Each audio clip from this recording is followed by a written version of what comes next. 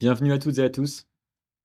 Avec mes collègues de l'Ordre des architectes, nous vous accueillons avec un grand plaisir à cet événement Études de sol, enjeux, responsabilités et bonnes pratiques.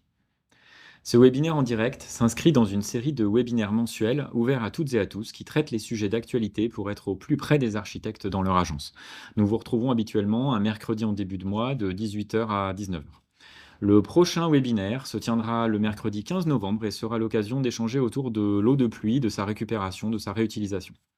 L'événement d'aujourd'hui valant comme formation complémentaire pour les architectes, un email vous sera envoyé demain et tiendra lieu d'attestation.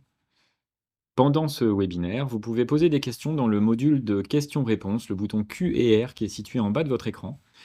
Nous ferons notre maximum pour apporter des réponses par écrit ou par oral en suivant dans le webinaire.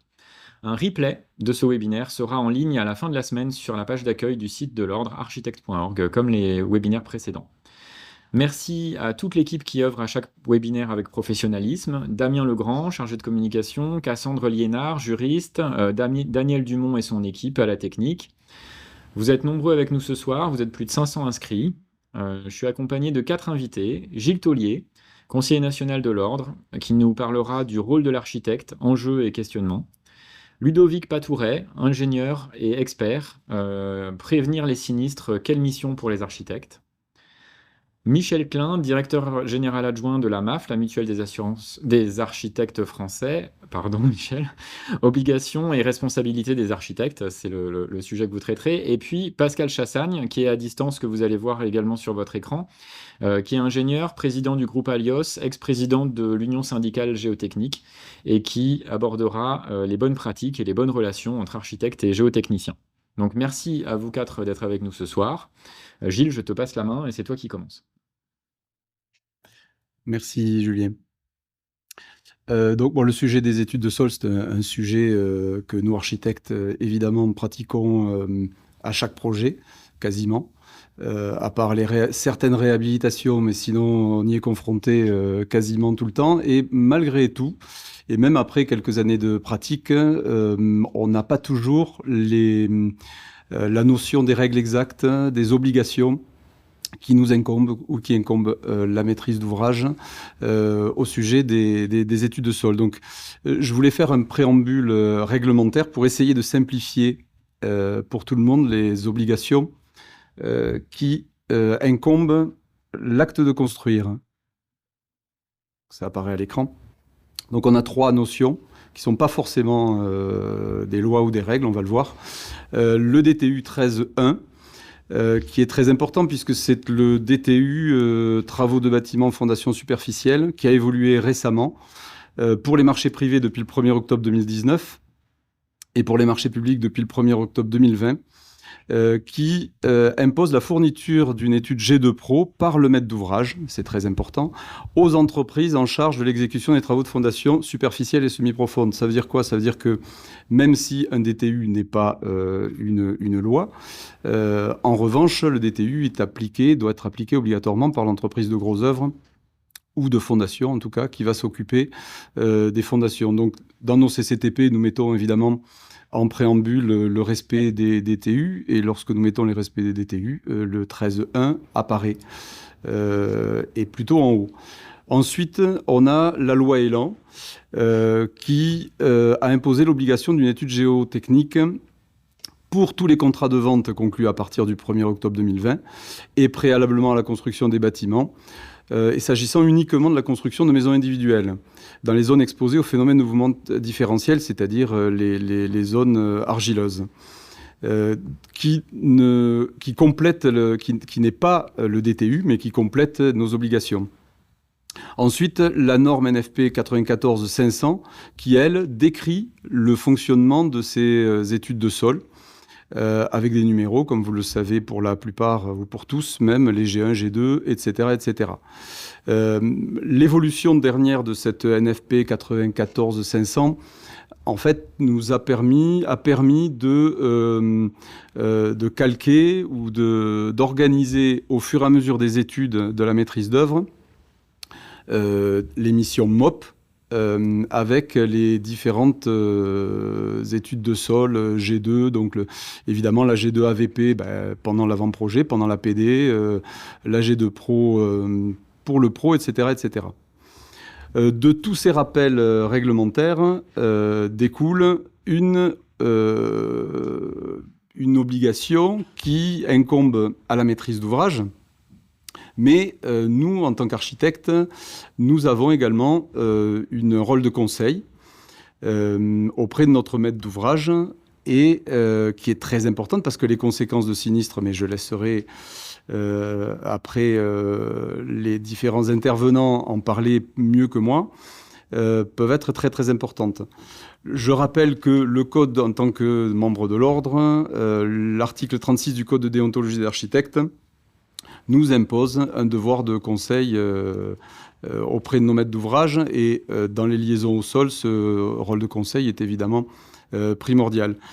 J'ai mis un petit extrait du site de la MAF qui est malheureusement édifiant, qui dit que la Cour de cassation a considéré que l'architecte qui était tenu à un devoir de conseil envers le maître d'ouvrage devait concevoir un projet réalisable qui tenait compte des contraintes du sol.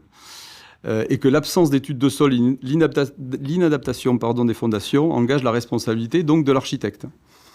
Et le commentaire de la MAF est de dire que, d'une manière générale, les juges sont particulièrement sévères sur le défaut de conseil en matière d'analyse des sols. Je pense que le représentant de la MAF va nous donner plus d'indications à ce sujet-là. Mais le problème étant que, en fait, on a deux types de maîtres d'ouvrage. On a les maîtres d'ouvrage professionnels et les maîtres d'ouvrage privés, non professionnels. Lorsqu'on est dans une équipe de maîtrise d'œuvre dans le cadre d'un bâtiment public, par exemple, nous sommes souvent entourés d'un AMO, assistant maîtrise d'ouvrage, d'un bureau de contrôle, de tous les bureaux d'études nécessaires et suffisants. Et cette mission-là de conseil, ce rôle de conseil, finalement, ne nous est pas tellement dévolu.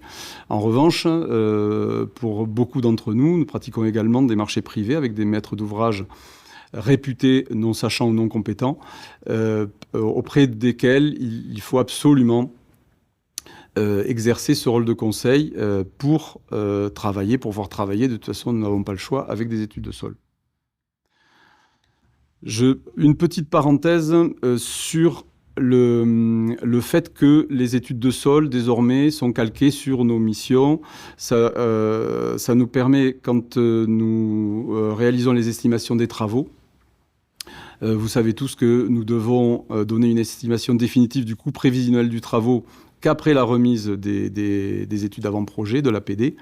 Et donc, ce qui explique pourquoi une G2 AVP, qui est réalisée en parallèle, va être utile également dans ce cas, puisque c'est à ce stade-là qu'on aura suffisamment d'éléments pour pouvoir compléter et être plus précis sur cette estimation des travaux. D'une manière générale, vous avez un site gouvernemental qui est à votre disposition. Vous avez le lien sur le slide, qui est très pratique parce qu'il permet d'identifier les risques sur un terrain précis. C'est-à-dire vous tapez l'adresse de votre chantier et vous allez obtenir toute la liste des risques liés au sol. Donc ça va être assez pratique pour pouvoir commencer à imaginer, alors là on est évidemment avant la PD, mais commencer à imaginer quels vont être les problèmes que vous allez pouvoir rencontrer sur votre terrain. Enfin, je tiens à préciser que nous avons sur le site de l'Ordre, comme beaucoup le savent, des contrats types qui sont libres au téléchargement et que nous vous conseillons évidemment de télécharger. Ces contrats types ont été élaborés avec l'aide de plusieurs interlocuteurs, dont la MAF, et qui évoquent évidemment l'obligation de la maîtrise d'ouvrage de faire réaliser les études de sol. Donc je refais à nouveau un petit rappel sur l'utilité de ces contrats à télécharger. Eh bien, Ludovic Patouret, donc je rappelle pour ceux qui n'étaient pas là au début que tu es ingénieur et expert, que tu vas nous parler des missions pour les architectes et de prévenir les sinistres. Tout C'est à à fait. toi. Merci Julien. Donc je vais traiter ce sujet du rôle de l'architecte en lien avec les études géotechniques. Et avant de traiter vraiment le cœur du sujet, il faut avoir en tête quelques points fondamentaux sur les enjeux des études géotechniques et comment le travail de l'architecte s'insère dans ces études qui sont des études particulières. Par essence même, le sol, de façon générale, le sol est une inconnue. Hein, même si effectivement il existe des portails géorisques, mais on est très très en amont. À la base, le sol, ou plus exactement les matériaux qui composent le sol, ces différentes couches, la topographie du terrain, ça par contre c'est une donnée connue. Mais en revanche, les couches de terrain et la présence éventuelle d'eau, tout ça forme des inconnus. Et le but fondamental des études géotechniques, c'est de lever les incertitudes face à ces inconnus. Alors, on a deux façons d'appréhender les choses. Soit, je vais le dire de façon un petit peu radicale, peut-être un peu caricaturale, soit on fonctionne à l'économie et on raisonne par analogie avec des terrains déjà connus, avec une expérience, etc. Mais là, potentiellement, on peut aller au-devant de très gros problèmes. Moi, j'ai coutume de dire que les études les plus chères sont celles en fait, qu'on n'a pas réalisées. Et donc, en contradiction avec ça, on peut fonctionner de façon très rationnelle pour limiter et réduire ces aléas liés à l'inconnu que sont les sols et le projet qui va s'insérer dans ce sol. Alors, il y a aussi un autre point fondamental, c'est que le géotechnicien est un intervenant particulier. En phase de conception, c'est un intervenant qui est en lien contractuel direct avec le maître d'ouvrage. Il est payé par le maître d'ouvrage, mais ses missions... alors, quand on a un maître d'ouvrage, comme le disait Gilles tout à l'heure, professionnel, il y a un enchaînement un petit peu naturel qui se fait des études géotechniques, mais souvent, ces études sont conseillées, sont initiées par l'architecte. Donc, il y a quand même ce rôle d'aller-retour, de dialogue avec le maître d'ouvrage quand il s'agit de maîtres d'ouvrage, on va dire, de taille modeste ou non sachant. Et donc le premier rôle de l'architecte, c'est quand même un rôle de conseil initial qui va être ensuite adapté en fonction de la nature, la typologie du maître d'ouvrage. Les études géotechniques, encore faut-il aussi le rappeler, pour pas faire de confusion, il y a deux phases, indépendamment de l'enchaînement des missions dont on parlera tout à l'heure.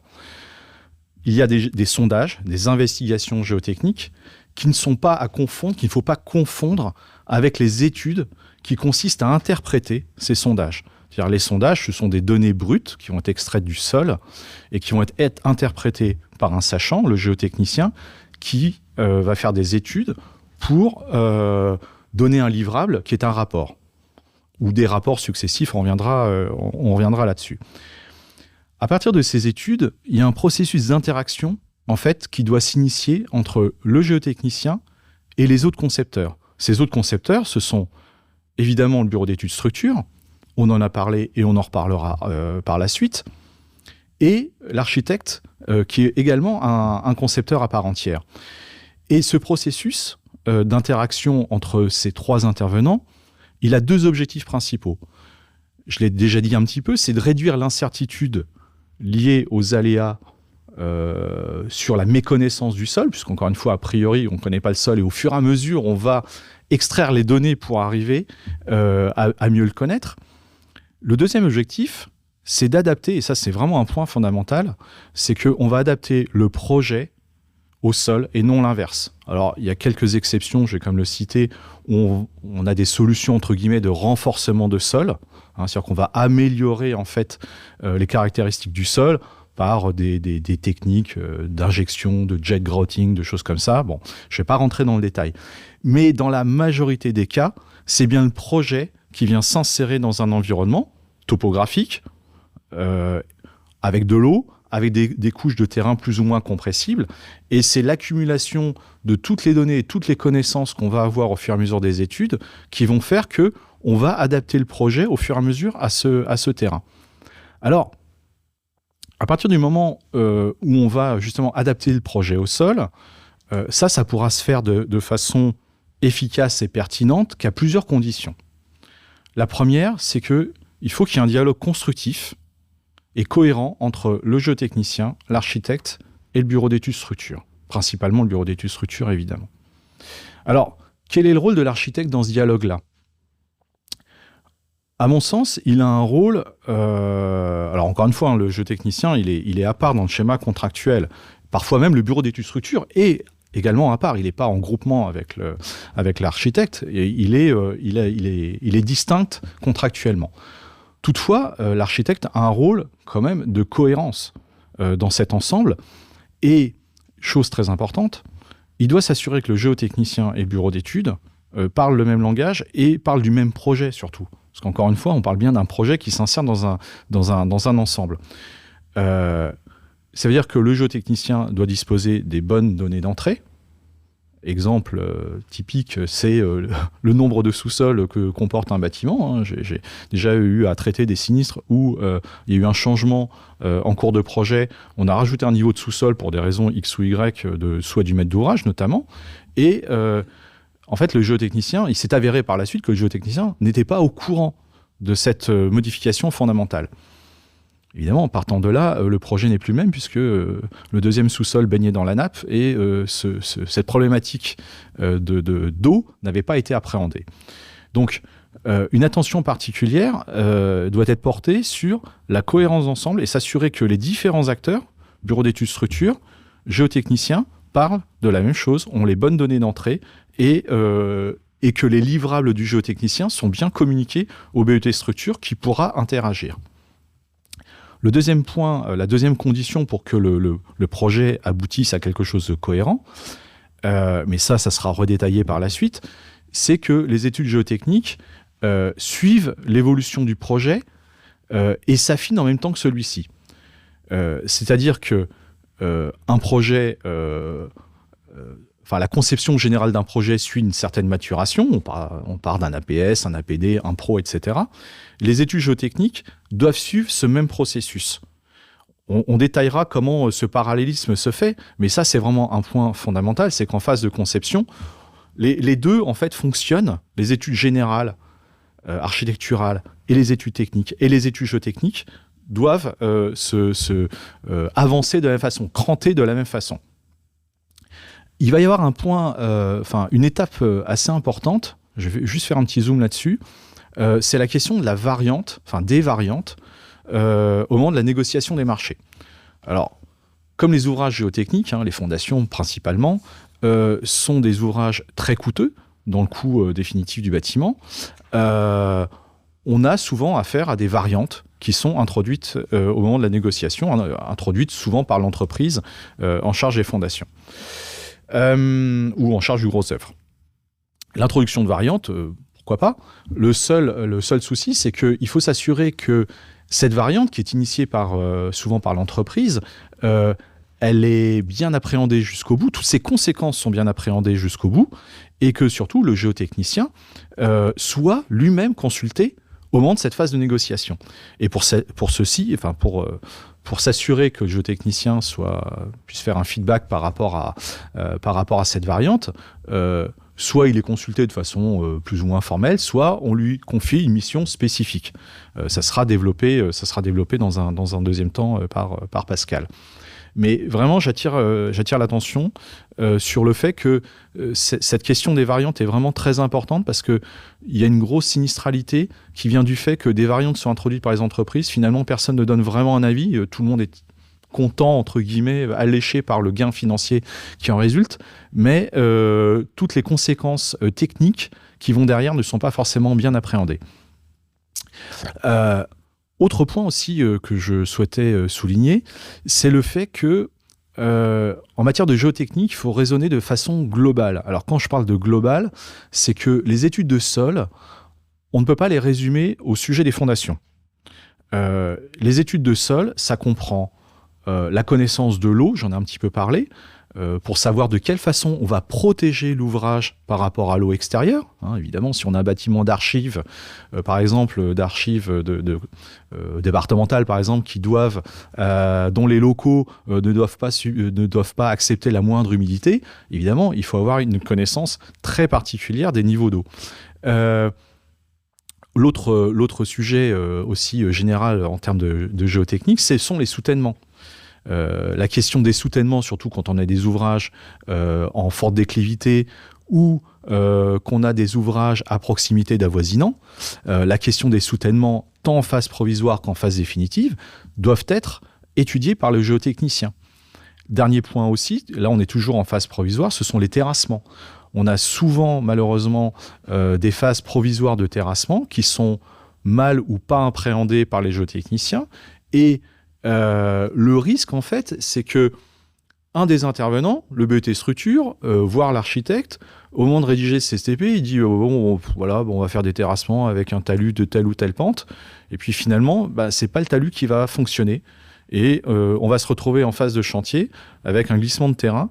Et ce sujet-là n'aura pas été appréhendé. Donc, quelque part, il va y avoir un transfert de responsabilité. Hein, la nature a horreur du vide.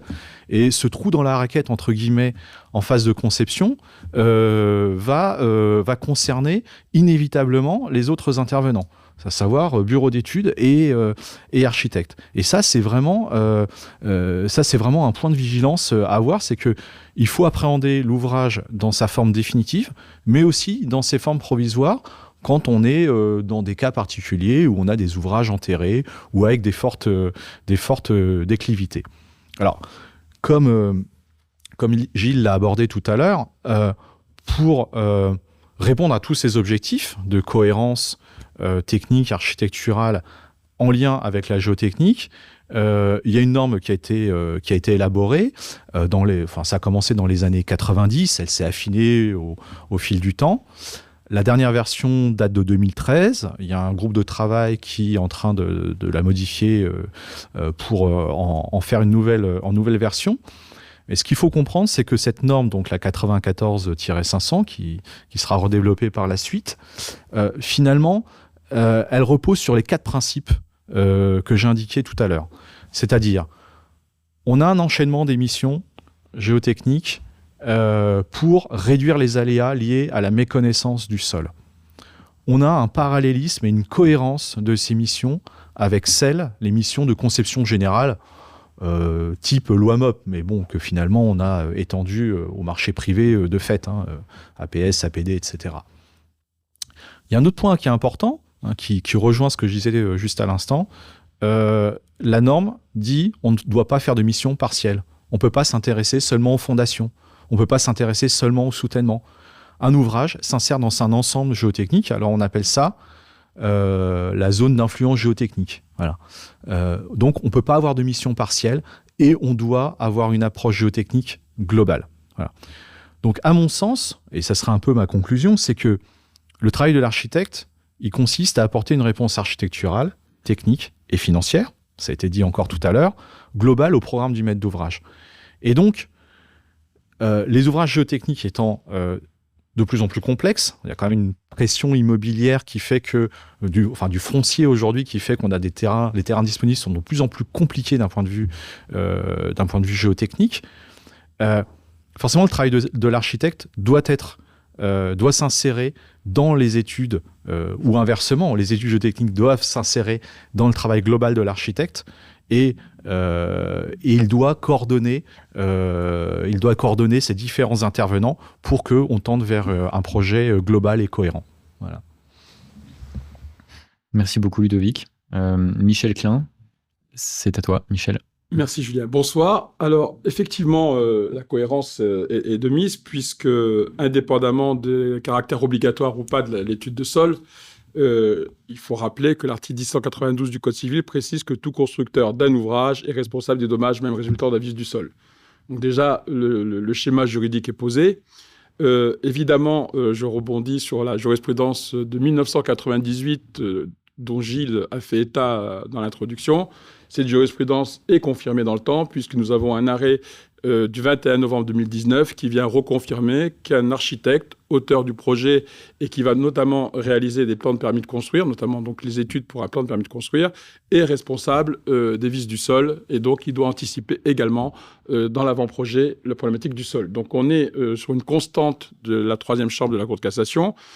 Et donc, je crois que malheureusement, aujourd'hui, les architectes ne peuvent pas se dire qu'ils ne sont pas concernés par ce sujet.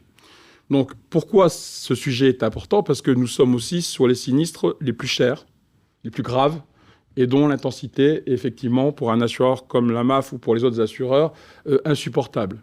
Je peux vous dire qu'effectivement, on fait des rapports entre une étude de sol à 2 000 € et un sinistre qui concerne une démolition, reconstruction, voire des reprises sous œuvre, qui sont souvent très très chers. Ce sont nos sinistres les plus graves et les plus chers.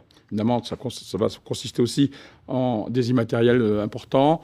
Donc, je dirais que les architectes, aujourd'hui, n'ont pas d'autre solution que de s'intéresser à la question. Autre question qui se pose, c'est qu'effectivement, moi j'ai entendu beaucoup d'architectes qui me disaient que dans certaines régions, l'étude de sol n'était pas nécessaire, notamment en Bretagne, parce que les terrains étaient tous extrêmement durs et bien connus. Et nous avons malheureusement aujourd'hui un constat, c'est que les études de sol sont nécessaires partout, les sinistres sont partout.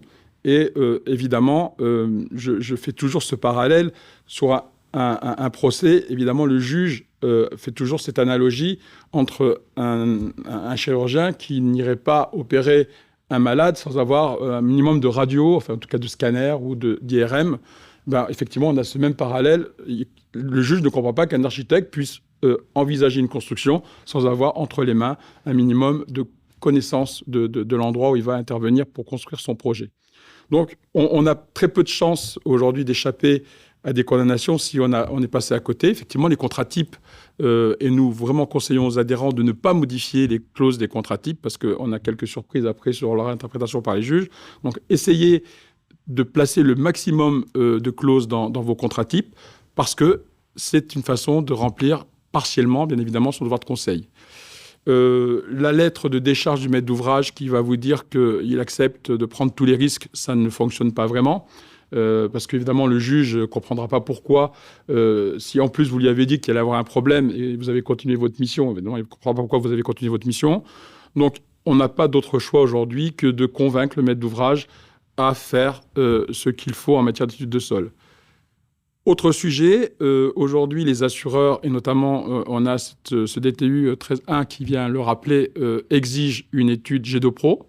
L'assureur dommage ouvrage aujourd'hui est amené à refuser toute souscription sans étude G2 Pro. Et les assureurs d'entreprise, dont je ne suis pas, mais en tout cas je connais leur position, refuseront les garanties aux assurés qui ne mettront pas en œuvre des travaux à partir d'une étude G2 Pro. Donc on a tout intérêt, nous, en tant qu'architectes, à s'intéresser, parce que je vous rappelle qu'il y a une sorte de couperet, alors qui aujourd'hui est intéressant parce que nous avons encore obtenu au mois de mai dernier la validation de la clause d'exclusion des condamnations in solidum par la Cour de cassation, mais nous n'avons malheureusement pas cette clause dans tous vos contrats de maîtrise d'œuvre, même si je vous invite à y songer, à la mettre dans les contrats de maîtrise d'œuvre. Moi, je peux avoir un devoir de conseil, on en parlait tout à l'heure, sur lequel je me bats comme un chien depuis des années, avec une responsabilité résiduelle de quelques pourcents, 5% par exemple. Si l'entreprise n'est pas assurée et pas solvable, ça se transformera en 100% pour nous. Donc pour nous, c'est un vrai sujet. Même si vous êtes peu responsable, ça peut avoir des conséquences très graves sur votre sinistralité et bien évidemment sur votre mutuelle. Donc voilà, je dirais qu'aujourd'hui, on a vraiment cette posture qui consiste à dire il faut obliger le maître d'ouvrage à réaliser ses études de sol. Il faut aussi rappeler que nous avons été amenés en 2013 avec pas mal de réticences de la part de nos adhérents à mettre en place une procédure accompagnement maison individuelle, AMI, que cette procédure n'était ni plus ni moins principalement liée à ça, puisque nous avons à la MAF aujourd'hui pour 1 € de cotisation, 2,20 € de sinistre en maison individuelle. Donc on n'est pas à la sécurité sociale, donc on ne peut pas cumuler des déficits pendant des siècles. Nous avons aussi un devoir vis-à-vis des architectes, c'est aussi d'équilibrer nos risques. Nous n'avons pas voulu empêcher les adhérents de la MAF de faire des maisons individuelles. Et la seule solution qu'on a trouvée, c'est effectivement imposer, dans certaines situations, le recours à l'étude de sol, notamment en zone de sismicité de niveau 3, où là, c'est totalement impératif. On n'imagine pas d'assurer une opération sans ça. Et deuxièmement, aujourd'hui, effectivement, un architecte qui aurait des difficultés à obtenir de son client une étude de sol, il peut, en téléchargeant un courrier type de la MAF, faire part à son maître d'ouvrage des conséquences en matière d'assurabilité. Voilà. Et de toute façon, on aura vraiment ce problème d'assurabilité dans le temps des autres intervenants à l'acte de construire de plus en plus fort. Donc, on n'a pas malheureusement de choix au regard de la jurisprudence de la Cour de cassation qui est constante depuis des années, puisqu'on voit, tu as sorti un arrêt de 98, j'en sors un de 2019, on a exactement la même position sur cette volonté que le projet doit être réalisable. Voilà ce que je peux dire rapidement sur les responsabilités et l'intérêt de s'y intéresser. Merci beaucoup Michel, et on aura des questions par rapport à ce que tu évoquais, mais je les garde pour après parce que je passe la parole à Pascal Chassagne, qui est à distance. Donc, bien entendu, il n'y a pas de projet sans risque et ils ne peuvent pas être ignorés. À l'époque, quand ils ont construit l'Empire State Building ou la tour Rockefeller, ils prenaient quelques risques également, mais ils savaient ce qu'ils couraient. Petite présentation. L'Union syndicale géotechnique que j'ai présidée jusqu'à il y a 6 mois, c'est à peu près 60 bureaux d'études géotechniques sur un nombre total estimé à 200 à peu près. Moi je dirige Alios, que j'ai créé en 95. On est 177 salariés, ingénieurs, etc. Plutôt en France et un peu à l'étranger, un peu au Pays Basque et en Pologne. Et l'ensemble de la profession est estimé à 3000 ingénieurs, 2300 sondeurs, pour environ 9000 salariés. Ce qu'il faut comprendre et qui a bien été expliqué par Ludovic, c'est que le géotechnicien n'est pas seulement l'exécutant de sondage, mais l'ingénieur qui maîtrise les risques du sol, qui étudie le sol ressource et pas uniquement le sol foncier, mais bon, on va voir si on a le temps de l'aborder. La géotechnique, c'est une aide à la maîtrise des risques et des responsabilités. En partie haute, émergée, vous avez l'ingénierie de la structure, définition de résistance et résistance des matériaux utilisés. Donc ça, c'est classiquement le travail d'un ingénieur structure. Nous, c'est ce qui se passe dans le sol et qui concerne le sol aussi des avoisinants de la fameuse ZIG, là, sur laquelle on va revenir tout à l'heure. Donc, détermination de l'état initial du sous-sol et son comportement futur. Les facteurs d'accroissement des risques géotechniques, ça fait plusieurs années qu'on travaille là-dessus. Souvent, effectivement, c'est une mobilisation des compétences allégées en amont. Voilà, on considère que le géotechnicien n'est pas indispensable ou sur des missions partielles. Il faut savoir aussi qu'on a des terrains disponibles de qualité médiocre et de voisinage sensible. Ça, c'est de plus en plus vrai. Des ouvrages de plus en plus complexes. Malheureusement, on nous appelle souvent un peu tard, donc des délais d'études et de travaux trop raccourcis. Qualité d'exécution mal surveillée. Les missions G4, je vous en parlerai tout à l'heure.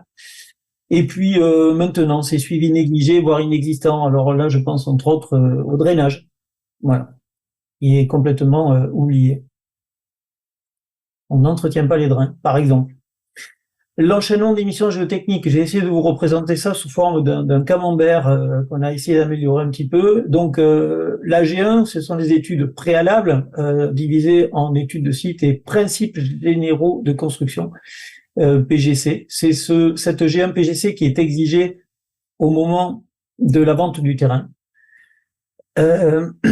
La G2, qui est partagée en 3 phases, donc AVP, Pro et DCE-ACT, ces 3 phases, elles vous parlent beaucoup.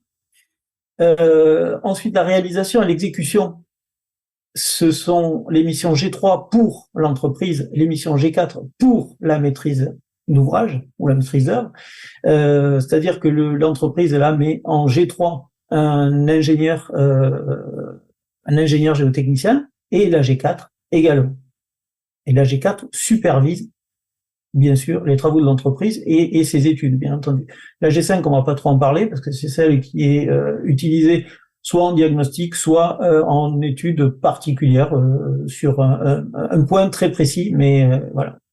Bon, il a été rappelé que cette norme n'est pas récente, elle est la normalisation date du 5 juin 2000, et effectivement, nous avons, je participe à ces travaux, nous sommes en révision, préparons une révision, et il y a beaucoup de discussions. L'étape 1, l'étude géotechnique préalable, vous la connaissez, elle est rarement commandée, malheureusement, je dirais. C'est l'étude de site en amont du projet. Alors là, elle nécessite pas de sondage, souvent c'est de la bibliographie, et c'est souvent ce que l'on sait des terrains à côté, donc ça nous permet d'imaginer à peu près les problèmes qu'on risque de rencontrer sur ce site. La phase principes généraux de construction, elle est un peu plus engageante parce qu'effectivement, elle nécessite au minimum des reconnaissances et et quelques investigations légères, type pénétromètre ou des choses comme ça, mais pour avoir une petite idée si d'ores et déjà on peut imaginer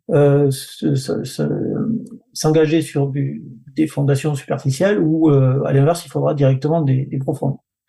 C'est donc effectivement une première identification des risques et il n'y a que quelques sondages. Les études de conception G2. Oui, alors c'est une photo que mon responsable de la communication a ajoutée. Ça se passe à Lourdes, mais rassurez-vous, on ne travaille pas que pour les religions catholiques. On travaille aussi on fait des mosquées et des synagogues, par exemple. Phase avant-projet. Bon, mais ça vous parle. C'est surtout sur cette phase-là que les sondages sont faits. Très souvent, sur des projets relativement simples, les sondages, il n'y a pas d'autres sondages rajoutés sur d'autres phases. Et la phase pro peut être effectivement, une fois qu'on a les éléments du bureau d'études, donc les descentes de charges précises, les plans de la structure, ben effectivement, on peut sortir une phase pro. Je ne vous cache pas que sur de la maison individuelle, les phases AVP et pro peuvent être très souvent confondues sur une maison individuelle relativement simple. Bon, mais ça, c'est à voir au cas par cas. Ludovic a bien insisté sur cette phase des CEACT qui est malheureusement trop souvent absente. Elle n'est pas commandée aux géotechniciens, on disparaît là, et après on nous rappelle en G4. On nous rappelle en G4 après avoir retenu une solution variante, et nous, on a le plus grand mal à justifier cette solution variante et à accepter les calculs, si peu qu'en plus il n'est pas retenu nos hypothèses. Quand je dis je pense à l'entreprise. Voilà. Et l'entreprise, effectivement, est chargée dans sa G3. Hein, on est ce sont les études géotechniques de réalisation, donc là, la G3, à réaliser par le géotechnicien de l'entreprise, qui est différent du géotechnicien de conception. Il y a deux phases, une phase étude d'exécution et une phase suivi d'exécution. La phase suivi, en fait, le géotechnicien de l'entreprise est présent au quotidien, en fait. Alors, soit c'est un géotechnicien, soit c'est un conducteur de travaux très aguerri avec des connaissances. Bon, voilà. Mais là, on fait souvent avec ce qu'on peut, ou ça peut être carrément un bureau d'études géotechniques, ce qui est préférable, qui met à disposition un ingénieur. Le géotechnicien de l'entreprise donc assure le suivi de l'exécution de l'ouvrage géotechnique, vérifie la conformité des hypothèses retenues en G2, parce que en G2, je vous rappelle qu'on se base que sur quelques sondages, hein, et donc il peut y avoir quelques surprises, des venues d'eau, des choses comme ça, ou des fondations d'avoisinants qui peuvent être totalement débordantes alors qu'elles n'avaient pas été reconnues comme ça. Enfin voilà, on a tout un tas de surprises. Et là, le géotechnicien qui a travaillé sur la conception est souvent repris effectivement dans l'équipe pour faire la G4. C'est d'ailleurs très préférable que celui qui a fait la G2 conception fasse la G4. Hein. Et là, c'est un travail donc de supervision de ce qui se passe, à la fois supervision de l'étude géotechnique d'exécution de l'entreprise, supervision des travaux, enfin du suivi géotechnique d'exécution. Et il y a deux phases, donc visa et assiste maître d'ouvrage. La G5, j'y reviens pas dessus, c'est sur à toute étape d'un projet ou sur un ouvrage existant. Bon, c'est ce qu'on fait quand même très très fréquemment sur le cas des maisons fissurées avec la sécheresse due aux argiles sensibles. Je voulais vous présenter ça rapidement pour les mauvaises applications. Alors c'est malheureusement qu'il faut éviter, donc c'est souvent un non-enchaînement des missions géotechniques. Et à ce moment-là, effectivement, les incertitudes géotechniques restent, hein, et les risques sont plus importants. Attribution de missions partielles, en fait, il ne faut pas les autoriser. C'est clair que voilà. Attribution en urgence d'une mission, manque de temps pour des investigations, pour des études, pour des réflexions. Je crois qu'on est tous On a tous le même problème. Un souci qu'on rencontre malheureusement trop souvent en G4, nous géotechniciens, c'est quel est notre pouvoir de décision. En fait, on n'est pas d'accord avec ce qui se passe. On fait des remarques, souvent, comme c'est un domaine de la géotechnique, il n'est pas forcément bien compris par les intervenants, par le maître d'œuvre ou autre. Et le souci du maître d'œuvre, c'est de ne pas ralentir son chantier. Et le souci du géotechnicien, c'est que à l'inverse, que le chantier se passe dans de bonnes conditions. Et donc, on a un pouvoir qui n'est pas facilement accepté. Et malheureusement, enfin, ou en tout cas, nous, on espère être beaucoup mieux suivis par vous, par la maîtrise. Et puis, compte tenu des missions pas toujours pertinentes, ben oui, il faut le reconnaître. Donc, parfois, il y a une attitude sécuritaire sans valeur ajoutée. Donc, effectivement, avec des investigations géotechniques très limitées, ben, vous prenez pas de risques et vous ne pouvez pas optimiser vos calculs. Bon, le risque RGA, on en a parlé, tout le monde en a parlé. Je vais peut-être pas revenir dessus parce que le temps est compté. Là, j'ai un PGC par le vendeur du terrain. Là, il y a une obligation de réalisation de mission G2 conception ou, et c'est là qu'on n'est pas trop d'accord, nous ne sommes pas trop d'accord avec la loi Elan, ou utilisation des dispositions forfaitaires, donc approfondissement des fondations à 0,80 m d'aléa moyen, 1,20 m d'aléa fort. Ça, il faut juste savoir que c'est une aberration parce que tout simplement, ça ne tient pas compte du réchauffement climatique. C'est basé sur les décennies précédentes, mais clairement, et le rapport Ledoux là qui est sorti hier le rappel, il y a un vrai risque donc de modification. En fait, le monde qu'on a connu est sûrement différent du monde qu'on va connaître. Augmentation de la sinistralité. Donc pour moi, l'étude G2 de conception est indispensable. Pascal, je t'alerte, excuse-moi sur le timing, hein, parce qu'on a plus beaucoup de temps, mais vas-y, mais il faut que tu fasses. Donc, le sol est aléatoire, on l'a déjà dit, les meilleurs terrains sont déjà bâtis, Le changement climatique qui joue déjà les troubles faits. Mais c'est dose optimisme, parce que je suis optimiste. Le sol du client, c'est aussi un sol ressource, un sol vivant, avec des fonctions nombreuses qu'on oublie, des réserves de biodiversité, filtration de la pollution, stockage hydraulique, infiltration bien sûr, ressources de matériaux et captation de carbone. Alors ça, on va pas le développer maintenant, mais il faut le savoir. Et surtout aussi une source d'énergie géothermique. Tout le monde en parle, surtout notre président de la République, là, qui ne fait pas un seul discours sans en parler. Autant de raisons donc d'une parfaite collaboration la plus tôt possible dans le projet entre l'architecte et le géotechnicien. Et je vous remercie pour votre attention. Merci Pascal. Merci à tous. Alors on a plein de questions comme souvent. Je vais essayer de vous en poser à la volée un peu les uns les autres. Par exemple, on a une question sur l'étude G3 puis l'étude G4. Est-ce que l'étude G4 est forcément obligatoire quand on a déjà fait la G3 ? Gilles, est-ce que tu peux répondre là-dessus ? Est-ce que la G3 est toujours suivie par une mission G4 ? Alors,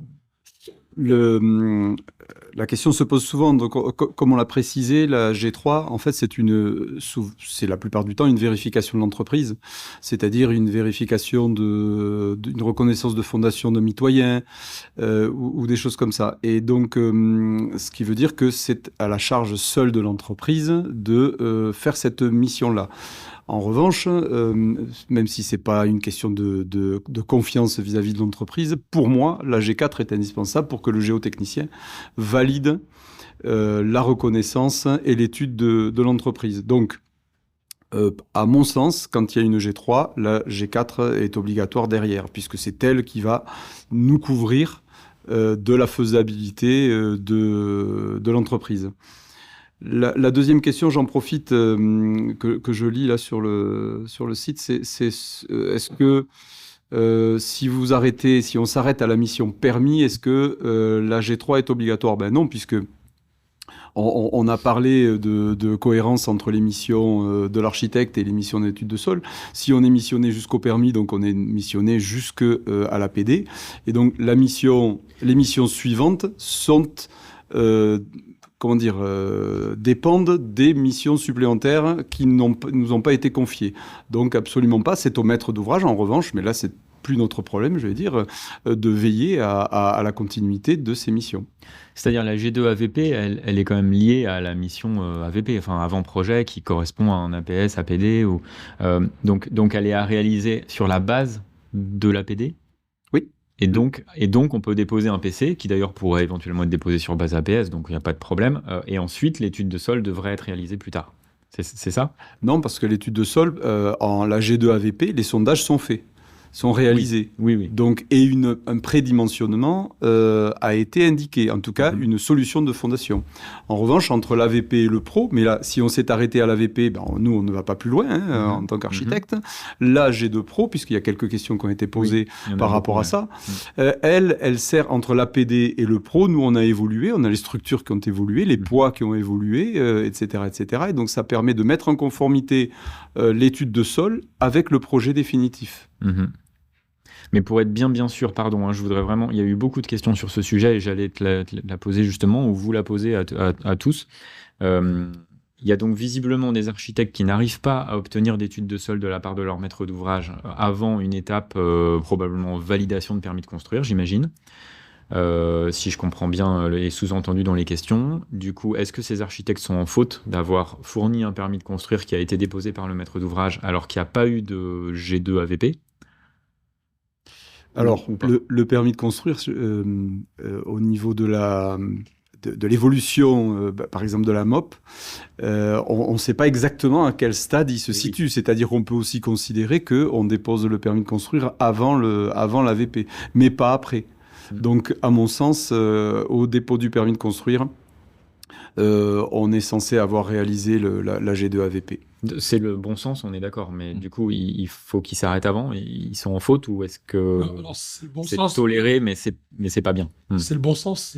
Excusez-moi, j'ai un peu perdu ma voix, mais c'est le bon sens. Et il y a aussi un autre risque, c'est celui d'avoir des surprises en matière de budget si on fait l'étude de sol tardivement. Ça, c'est un vrai sujet de sinistre pour nous. Bien sûr. Et du coup, un permis de construire qui est basé sur une hypothèse et qu'il faudra complètement reprendre parce qu'en fait, finalement, le coût des fondations... Voilà. Et ça, le juge n'a pas du tout d'égard vis-à-vis de l'architecte qui devra payer la différence de prix des fondations. Donc ça, c'est un vrai sujet. Ok. Tout comme certains architectes qui mettent l'étude de sol à la charge de l'entreprise dans les pièces écrites, c'est à prohiber parce que c'est trop tard. C'est vraiment trop tard. Ok. Deux questions qui vont un peu ensemble. Une sur l'existence d'une base de données des études réalisées. C'est peut-être une question pour Pascal, par exemple.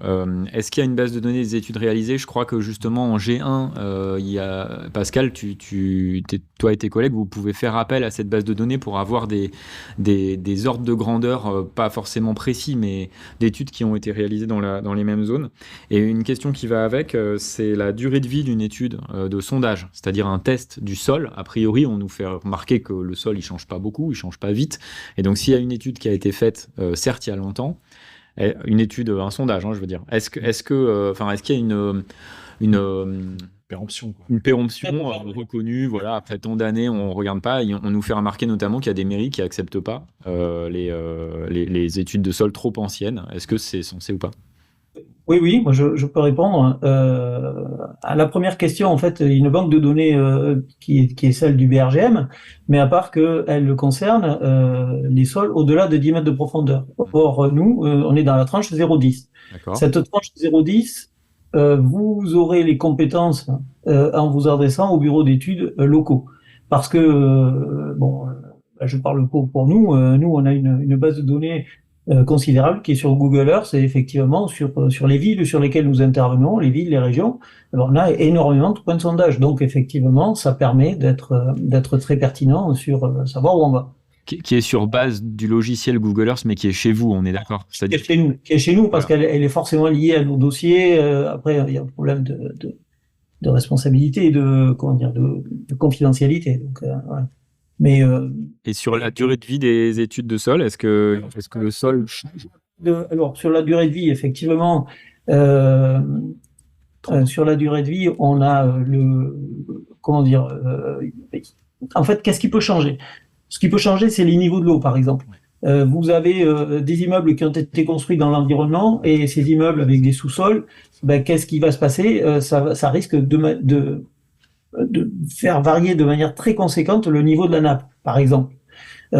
Après, une étude géotechnique sur un terrain qui est plus ou moins abandonné, qu'est-ce que le terrain peut récolter? Il peut récolter des remblais, il peut récolter... En fait, vous pouvez tout avoir si vous voulez. Alors, je dis pas qu'il est indispensable de refaire forcément des sondages, mais au minimum d'en parler aux géotechniciens en disant, attention, pendant 3 ans, on n'a pas parlé... bref, le projet n'a pas bougé. Et qu'en pensez-vous ou réactualisez-nous le rapport, par exemple. Ça peut se limiter à ça. Ok. On nous dit peut-être que la MAF, enfin c'est peut-être une erreur, mais la MAF aurait indiqué une validité de 10 ans, mais Michel, tu nous dis 30. La validité de l'étude préalable, c'est 30 ans, dans la mesure où il n'y a pas eu de modification du sol. D'accord. Donc aucun remaniement du sol n'a été effectué. Et l'étude de conception ne vaut en revanche que pour le projet en vue duquel elle a été réalisée. Donc 30 ans, l'étude préalable, et celle qui est rattachée au projet ne sert que pour le projet. Voilà ce qui est prévu d'un point de vue... Merci. On nous demande si on peut changer de géotechnicien entre la G2 AVP et la G2 Pro. Et une autre question qui est assez liée, on nous demande si c'est normal de refaire des sondages en G2 Pro quand ils ont été faits en G2 AVP. Par exemple, le fait de changer de géotechnicien entre la G2 AVP et la G2 Pro, ça peut se faire, il n'y a pas de difficulté, ça arrive même assez fréquemment. Alors après, il y a parfois le géotechnicien en G2 Pro qui va invalider, entre guillemets, ou qui va nuancer ce qui a été dit avant. En revanche, quant à l'obligation de refaire des nouveaux sondages, non. Encore une fois, il faut bien dissocier les sondages de l'interprétation donc des études.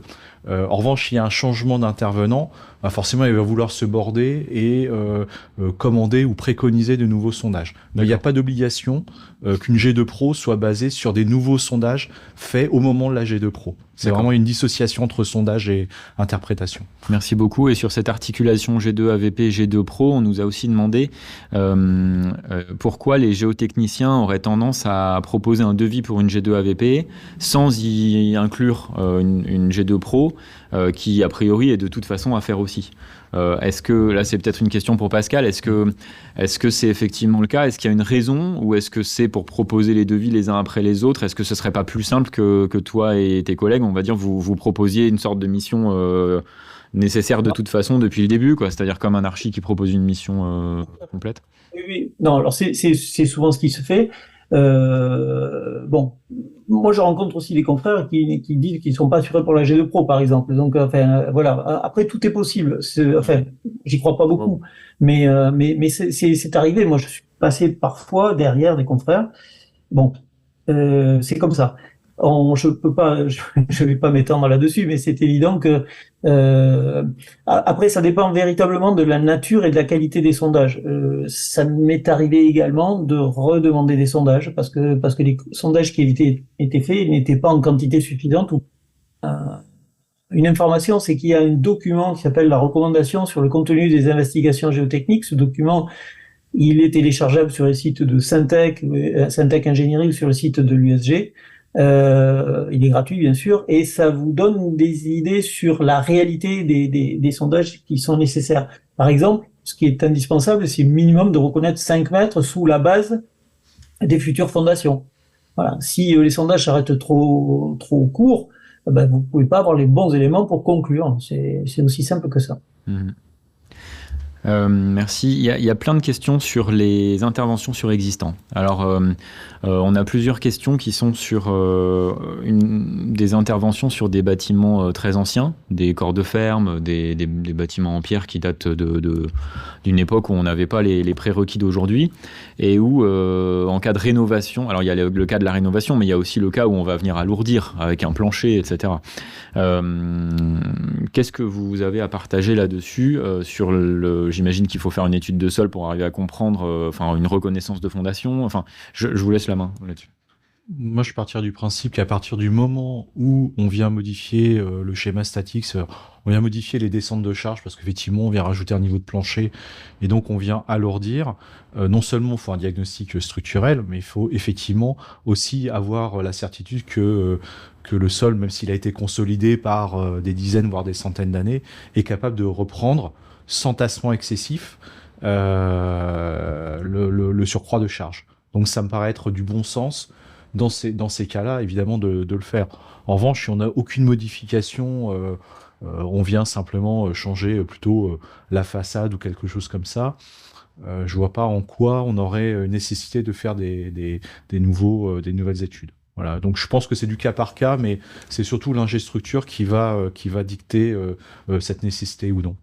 Oui. En tout cas, excusez-moi, la réponse de Ludovic est intéressante parce que nous avons, nous, des demandes où l'étude de sol n'est pas possible pour des raisons de contraintes physiques, d'accès. Et là, effectivement, il faut que le BET structure soit absolument désigné pour qu'il lui fasse son diagnostic structurel. C'est vraiment ça la solution qu'on donne aux adhérents. D'accord.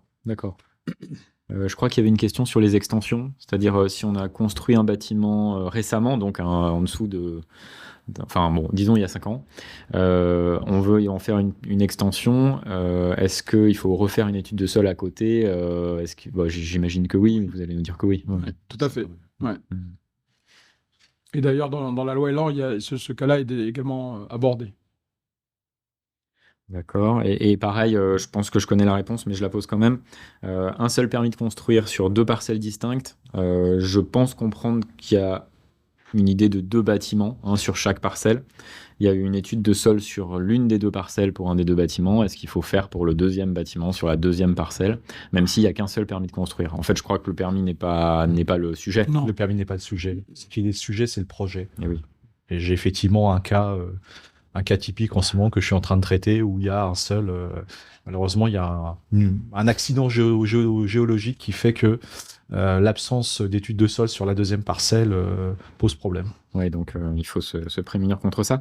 On nous a demandé des détails sur le rôle du bureau de contrôle quand il y en a un. On est sur une opération avec bureau de contrôle. On a beaucoup parlé du rôle de l'architecte, de son rôle de conseil, de sa responsabilité dans la transmission d'informations. Le bureau de contrôle, dans tout ça, j'imagine qu'il a aussi une responsabilité. Oui, tout à fait. Il a un rôle déjà, avant une responsabilité, c'est qu'au stade du RICT, donc à l'issue de la phase pro, dans le cadre de sa mission solidité, il doit donner un avis sur les études géotechniques et sur la cohérence du projet structure par rapport aux études géotechniques qui ont été réalisées. Et ça sera d'ailleurs, et il en est de même en phase d'exécution. La G4, qui est une mission de supervision géotechnique, elle est en parallèle également des avis que donne le géotechnicien dans le cadre du chantier. Merci. Pascal, je pense que c'est une question pour toi, avec probablement un petit clin d'œil taquin. Les délais d'intervention et les délais de remise de rapport. Il y a des architectes qui je pense, râlent sur ça. Quelle est la bonne pratique? Qu'est-ce qu'on peut attendre de manière raisonnable? Ce qu'il faut savoir déjà, c'est qu'avant d'intervenir sur un terrain, il faut qu'on fasse des DT, DICT, et d'ailleurs les maîtres d'ouvrage également. Et souvent, malheureusement, nous sommes les premiers à faire ça, et donc ça prend un peu plus de temps. Donc là, ça c'est une quinzaine de jours parce que les concessionnaires de réseau ne nous répondent pas avant. Voilà. Donc déjà, on a 15 jours dans la vue, là, clairement, sans rien faire. Et puis après, c'est effectivement en fonction de notre charge de travail. Heureusement qu'on a quelques chantiers d'avance, mais en général, on n'est pas très très long. Mais là, actuellement, par exemple, sur certaines de nos agences, nous, on est à un mois et demi. Voilà. Ce qui peut effectivement être un problème, d'autant plus s'il n'y a pas assez d'anticipation, mais quand même freiner la mission. C'est pour ça qu'on a tout intérêt, à partir du moment où l'architecte est au courant, il a tout intérêt. Parce que s'il nous appelle rapidement, même si le projet n'est pas complètement ficelé, ça nous permet, nous, de bloquer des dates. Enfin, c'est la palissade que je sors, hein, mais ça nous permet de bloquer des dates sur notre agenda et de le faire passer avant. Voilà, c'est aussi simple que ça. Hein. Une question supplémentaire sur l'intervention sur existant. Je pense comprendre la question si on est justement à la limite entre on n'a pas alourdi le bâtiment, enfin c'est-à-dire qu'en fait quelqu'un qui évoque une limitation à 110% de surcharge, c'est-à-dire on va rajouter un tout petit peu de charge mais très très peu, du type de l'isolant, un peu de placo, on calcule les charges, on se dit on est en dessous d'un certain pourcentage et on se dit ok, là on est de l'ordre c'est tellement infime qu'on va pas se lancer dans des travaux de fondation, etc. Alors que est-ce qu'il y a un seuil en dessous duquel c'est infime? C'est négligeable. Bon, je pense Bah ouais. c'est un peu au cas par cas, c'est à voir. Effectivement, quand les surcharges sont minimes, pourquoi pas. Si le bâtiment est relativement raide, s'il a des raidisseurs, ça va. S'il a aucun raidisseur ou s'il n'y a pas de poteau, s'il n'y a pas de semelle filante, s'il n'y a pas de plancher, par exemple, C'est du cas par cas avec un ingénieur, ça. C'est ça? voilà, en fait, c'est une réflexion avec l'ingénieur, ça, hein, voilà. Ok, merci. Désolé, je lis les questions en même temps. Il y en a beaucoup qui arrivent en même temps. J'ai l'impression il y a des incertitudes sur. Je vois l'heure aussi, il va falloir qu'on s'arrête, mais il y a des incertitudes sur les missions G3, G4. Du coup, j'hésite à vous demander de nous redire dans quel cas c'est nécessaire. Si vous pouvez refaire un point juste une Je peux minute. refaire une toute petite synthèse. Merci. La G3, ce sont des études d'exécution. C'est l'entreprise qui, au même titre qu'elle va faire des plans de ferraillage, des plans de coffrage pour la structure, va faire des études d'exécution géotechnique. Et ça, c'est la G3. Alors, il y a aussi un volet suivi interne de la part de l'entreprise. La G4, c'est de la supervision qui se décompose en deux. C'est une supervision documentaire, donc c'est du visa, tout comme la maîtrise d'œuvre va faire un visa sur des plans de ferraillage. Le géotechnicien titulaire d'une mission G4 va faire un visa sur les études géotechniques en phase G3. Et ensuite, il y a la supervision sur le terrain, entre guillemets, c'est s'assurer que l'entreprise réalise bien conformément à ses plans. Voilà. Gilles, tu vas rajouter? Je précise que la mission G3 n'est utile que dans certains cas particuliers, c'est-à-dire que quand même dans beaucoup de cas, l'étude G2 Pro préconise des fondations, on va dire, de type classique, et s'il n'y a pas d'éléments extérieurs auxquels je faisais référence tout à l'heure, c'est-à-dire un soutènement, une reconnaissance de mitoyen, etc., on n'aura pas besoin de G3 et donc évidemment de G4. Merci. Dans ce cas-là, c'est l'entreprise s'approprie finalement. Si elle ne fait pas elle-même de G3, si elle propose pas des notes d'exécution différentes, elle s'approprie intégralement le rapport de concept, le rapport G2 Pro. Bon, allez, une dernière question pour la fin, une facile. Faut-il une étude de sol pour la création de piscine? Oui. Bien sûr. Voilà. Oui, parce qu'il y a la nappe en plus. Et une piscine qui se vide avec une nappe assez haute, en général, ça fait un joli bouchon. Mais pas que ça, hein, pas que ça. Il y a les terrassements pendant la phase de terrassement. Il faut une piscine qui est relativement profonde. Enfin voilà, il y a la stabilité des parois, etc., etc. Enfin, il y a beaucoup de choses. Bon, on pourrait en parler une heure de plus, facilement, mais c'est le jeu de ce webinaire, c'est 1 heure, le mercredi en début de mois de 18h à 19h. Merci à tous les invités, tous les participants qui étaient là. Vous étiez nombreux ce soir. On se retrouve, je vous ai donné la date au début, je crois que c'est le 15 novembre, si je dis pas de bêtises, pour le prochain webinaire. Allez, je vérifie. Oui, c'est ça, c'est le 15 novembre à 18h. Merci à vous 4 d'être intervenus ce soir sur ce sujet. Je pense que vous avez aidé plein d'architectes par vos réponses parce que c'est un sujet complexe et qu'on a tendance à pas assez maîtriser. Il y a eu beaucoup de questions, à peu près 60. On n'a évidemment pas répondu à tout, mais il y a eu des réponses par écrit et on va continuer. C'est-à-dire que on fait ça régulièrement. On relit les questions à tête posées plus tard. On y apporte des réponses supplémentaires sur le site de l'Ordre dans l'article qui comporte également le webinaire. Donc si votre question n'a pas reçu de réponse, elle en trouvera peut-être une sur le site de l'Ordre d'ici la fin de la semaine. Merci à tous les 4 encore une fois. Bonne soirée à tous les participants et à bientôt pour un autre webinaire. Au revoir. Bonsoir. Bonsoir. Merci, au revoir.